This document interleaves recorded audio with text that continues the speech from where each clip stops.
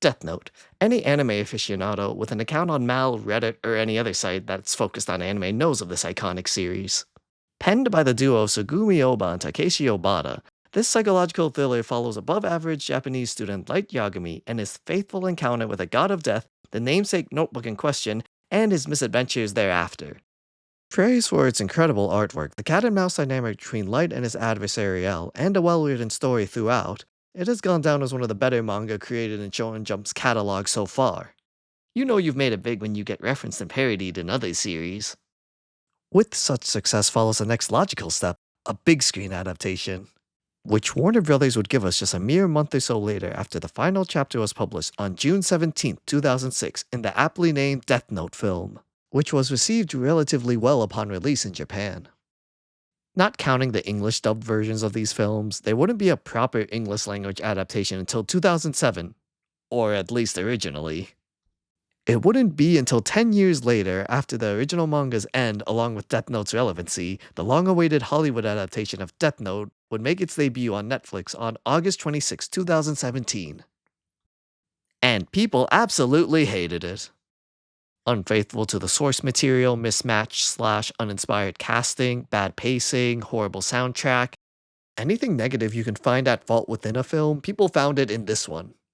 And I was prepared to see how bad the movie was the day it was released, just to see exactly what they did to miss the mark for a Death Note film. I mean, with how people were just piling on it, it had to be Dragon Ball Evolution levels of bad to be dunked on with such fervor. But the thing is, I actually liked it. Now hold on, don't close the tab or exit out of the video just yet. Let me state my case. I'm not trying to say the film is an underrated masterpiece that everyone should watch, nor am I saying it's so horrible you're better off watching paint dry. Just keep on watching and hopefully you'll see what I mean. Let me preface this that, while I enjoy Death Note, I'm not a fan of it. I enjoyed the anime when I watched it, the characters and the plots, and was satisfied with the ending. I never felt the need to have any more of the series. So I'm not 100% caught up with everything that has occurred within the Death Note canon since the original ending. Like, there's a whole novel that takes place in an alternative universe where L's trying to solve a crime before the Death Note kills him in a few weeks due to having written his name in it previously. There's also an anthology that has different stories set within the world of Death Note after, possibly also before, Light's death. There's also a whole TV miniseries sequel to the Japanese films, a musical based on the series. There's even the Death Note themed Among Us game that released a few months back. I've only ever read that one sequel one-shot that has the infamous Trump in it. There's 4 more years left, this is gonna happen sooner or later, everyone keep an eye out. Anyway, what I'm trying to get at is, I like to believe I would have a more impartial view when it comes to Death Note as a whole compared to someone who is a complete diehard for the series, or someone who just outright hates Death Note and everything it stands for. With that out of the way, let's get to my thoughts on the matter. On a technical level, I don't think the film is bad at all. It's actually pretty good. The cinematography is okay, there's nothing that'll make you go wow or light up your eyes when it's on screen, but the scenes are never not interesting to look at. The tone it sets for itself remains constant throughout the film, the characters remain true to their motivations and how they act, and the soundtrack sets the mood, barring the questionable licensed music choices here and there. The plot is even serviceable for a Death Note-like story given the limits of the movie format. I've never seen a Death Note film so far that was able to properly focus on the mind game aspect compared to the original series. And the pacing is pretty good as well, there's never one moment that lingers or goes by too fast for its own good. Taking all the aspects of filming together, I can't say that it's necessarily bad in any sense of the word. If anything, it's more average to slightly above average in that regard. What the movie is bad at, though, is being an adaptation of the source material, to its own detriment and the audience's. The best way to make my argument would have to be through one of the major differences, that being the characters themselves. Let's take Light Turner, for example. In the Netflix version, he isn't as full of himself as Light Prime from the source material. One of the things people love/hate about Light was his high and mighty attitude. Light thought the world would need someone like him to bring criminals and crime to its knees, that he had to be the problem solver of the world. He believed in his own abilities so much that he would refuse to allow others to help him unless it was on his terms and only if they followed his words exactly to a T. Basically, Light always thought himself to be the smartest person in the room in any given situation. Turner, however, doesn't really have that kind of attitude about him. Sure, he still thinks he's the only one who could use the Death Note properly by the end of the film, but for a completely different reason. If he passes on the Death Note, he doesn't know if the next person will use it for good, killing criminals that deserve to die, or if they'll use it for selfish reasons, settling personal grudges, furthering their own ambitions, using it as a mere weapon, etc. Knowing firsthand how it can easily change someone's life, his own and Mia's, Turner realizes by the end of the film that he can't trust the Death Note to anyone else. He has to be the lesser of two evils, the sentiment his dad tries to get across to him throughout the film. Turner is also against wanton killing and just has more morality in comparison to Light Prime. He strictly only killed criminals that were guilty of their crimes and tried not to kill those against him when he could help it. He was more than willing to rip out Watery's name from the Death Note so he wouldn't be killed. Light Prime, however, has no qualms about killing those that go against him or his beliefs. Even innocent people caught in the crossfire don't weigh heavily on his shoulders. Light in canon is shown to be smart, having good grades, being able to plan ahead, and having a good grasp on others and how would they act to a certain degree. We've seen numerous times where Light plans precariously to reach a certain goal. Finding out if people have been in his room with a pencil-lead trick. His long con when it came to transferring the Death Note to the Yotsuba Corp to prove his innocence, among other things. Some found that interesting, others found it unrealistic, but that was Light Prime for ya. Turner, however, doesn't have that aspect. There's nothing in the movie that necessarily states he's smart or smarter than any other teenager. He's shown to do other people's homework in the beginning along with his principal saying he's a good/smart kid, but you don't really need to be smart to do that. I mean, we never see them get graded, so who knows how good of a job he did on them. It's not like the students paying him would know how much he did until after getting their papers back. Turner is also more careless with the Death Note, reading it in public. And casually yelling about it and Ryuk in school while other students were moving to their other classes. With Turner not being a 300 IQ kind of character, it actually makes him more relatable to the audience by comparison. This makes it so when Turner finally learns how to use the Death Note to its full capabilities in the climax of the film, it makes for an even greater moment not just for the audience, but for his character arc as well. So we finally get to the big set piece of the entire film. Let me explain why I enjoyed this scene in hindsight on my first watch of the film. That scene being when Light and Mia are cornered by the cops on the boardwalk. Taking in the rules of the Death Note we know from the film, Light actually didn't break any of them. It was smart how he finally learned how to properly use a Death Note to its full advantage. Writing that Mia would rip out the page she wrote his name on since only the person who wrote the name can remove said page from the book. Knowing he would fall into the water with his heart stopping.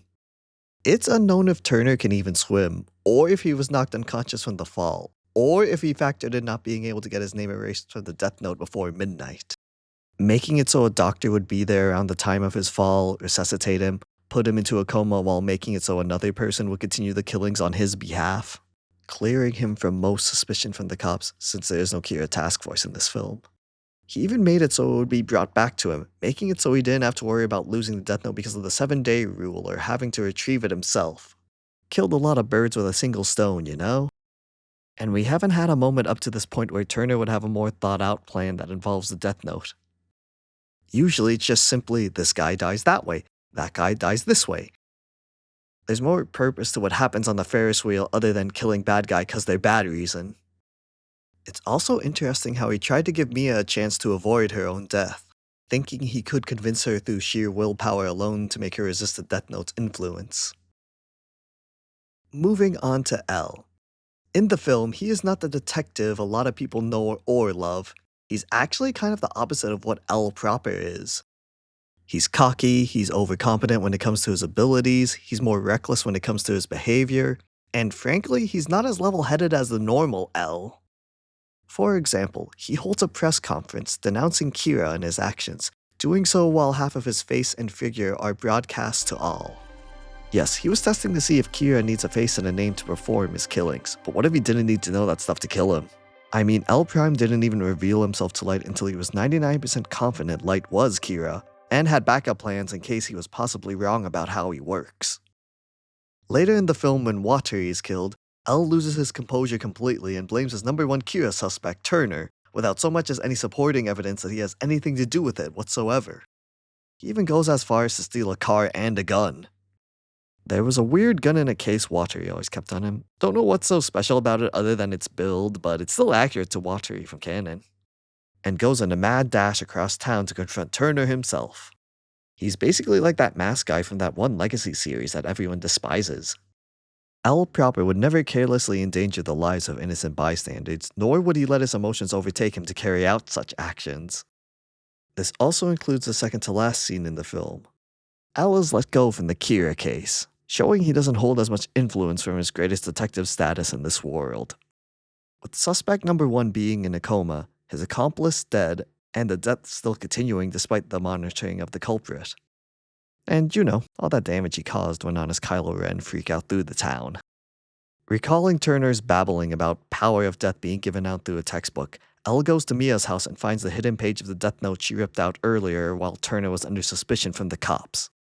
With a pen in his hand, we see him laugh as he grapples with whether or not he should put Turner's name in the death note. This is one of the larger things that sets L and L proper apart, for I don't believe Canon L would have ever used the death note on Kira even if he was apprehended. As L and Nier have mentioned within the manga and anime, they see Kira as a threat to the world at large, and both have similar beliefs to one another. I don't believe L would want to kill a criminal unless absolutely forced to. A life or death situation. If anything, I feel they would be of the understanding that not one person alone can decide what is right or wrong, if a person is good or bad. That's why we have a system that involves multiple people and parties to decide such things. Police to apprehend the offender, lawyers to argue for and against the client according to their understanding of the law, jury to take in such facts, and the judge to deliver the interpretation of the law and sentencing. Because a single individual should not have the power to decide all of that at once. So I believe L would want the same thing for Light. In Nier's case, he's fine with locking him up for the rest of his life for killing his mentor, but my point still stands. Which is ironic, considering L even states as much in the film itself, saying how he's not the one to dole out justice, merely to make sure the culprit is brought to suffer the consequences of their own actions. Yet he abandons those beliefs when it affects him personally. It just goes to show how morally different these two L's are from one another. Thinking about it, he has more similarities to Mello from canon than L proper, so if you're a Mello fan, maybe you'd like this interpretation more? And who knows, maybe the Mello or Nier in this movie version could have been more similar to L proper if that's how they decided to go with it. The last character I want to talk about in detail is the Shinigami himself, Ryuk. Other than the whole Shinigami aspect and the connection with the Death Note, this Ryuk is a completely different creature from the one people are most familiar with. He's much more involved with the going-ons in the film compared to Ryuk Prime. In the manga and anime, Ryuk merely wants to observe what happens with the Death Note in the human world. If someone obtains it, will they use it to kill others, give it away to another person, or just refuse to use it but not give it up? He wants to see what will happen regardless of the outcome, and how it influences the events and people involved. He will aid the user of the Death Note if he feels like it, but will most likely just converse with them rather than straight up help or interact with the world around them. He's best defined as chaotic neutral, basically. William Dafoe's Ryuk, on the other hand, is much more chaotic evil in that regard. It's heavily implied in the film that Ryuk is the one making sure the deaths are carried out as they are described within the Death Note. Also how he's the one who wrote the rules within it, possibly meaning he made it himself in some way or form. This is especially telling in the Ferris wheel scene, where we can see Ryuk literally using the Force to break the Ferris wheel off its frame to fulfill Mia's death. This Ryuk also acts more as a devil on the shoulder for Turner, egging him on to use the Death Note for his own benefit, and giving him suggestions on what he can or should do with the Death Note rather than being satisfied to see what happens naturally. He even offers a pen to Turner when he states he has nothing to write with, having either picked it up from the shelves or his hammer space to prod him into using it immediately. He's also much more direct when it comes to the keeper of the Death Note, stating outright that he'll kill Turner if he doesn't make things more interesting, or even his preference for who he'd rather have the Death Note. He also said he's going to suggest Turner's name when he finds a new owner after the police search his house. Sure, the new user would have to know what he looks like, but who's not to say he'll just give the new keeper Turner's full name and photo to test on? Ryuk Prime wants to see what will happen with the Death Note, while this Ryuk wants something interesting to happen with the Death Note. This just goes to show how their personalities differ. Ryuk Prime's intentions are honest and out in the open, while Defoe's intentions are more mysterious and his presence, much like his influence, lingers in the background of the unfolding events. This comparison goes even further. Ryuk in the main series is usually on full display, so we the audience know exactly what he looks like, and because of that exposure, he isn't as scary or creepy or mysterious to us. While the Ryuk in this film is more about being concealed within the shadows. We only get glimpses here and there of what his entire figure looks like, making it so this version appears more menacing due to this unfamiliarity, which helps to signify their difference in personality through visuals alone. Even the Shinigami and Death Note logic between the two differ.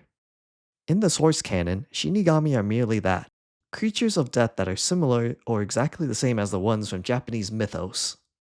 Death Notes come from this realm, and Shinigamis have to follow certain rules whenever they're in the human world.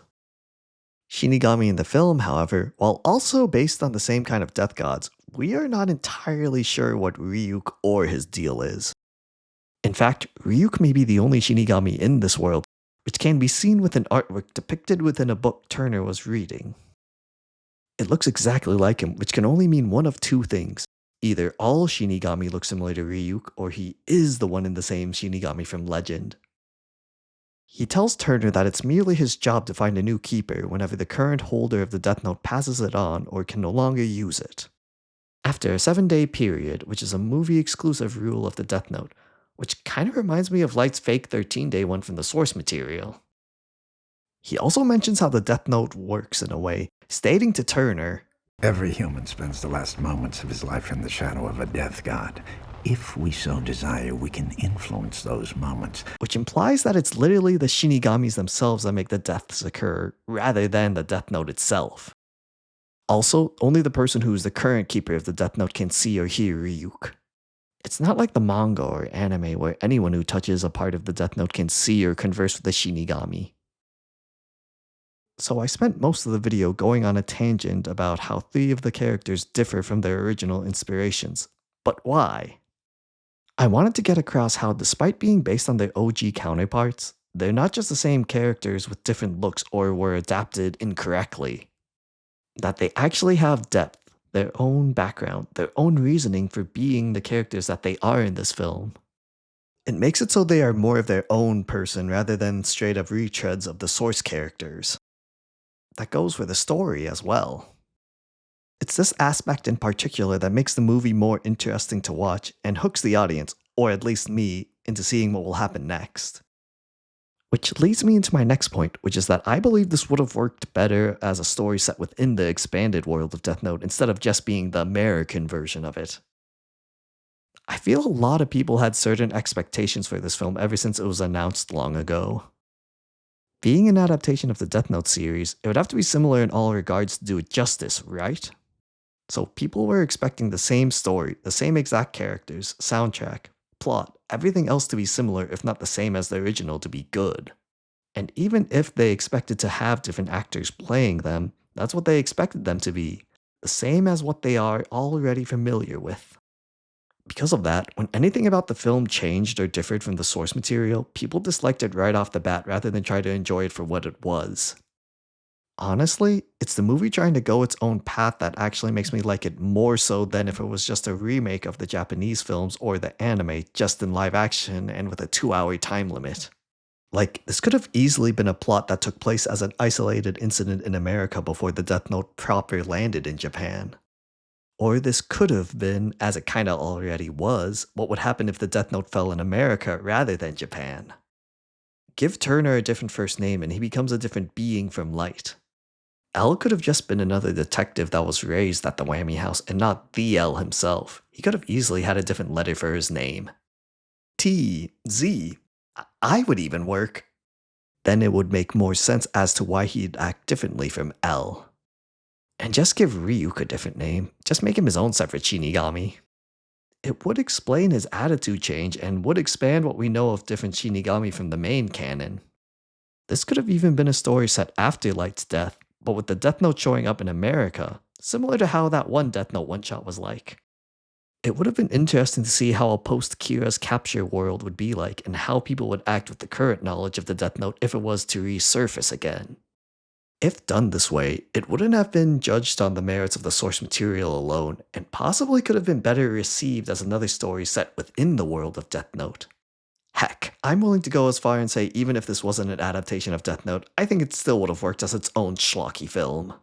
It had enough to stand on its own without having to rely on a prior IP to be something.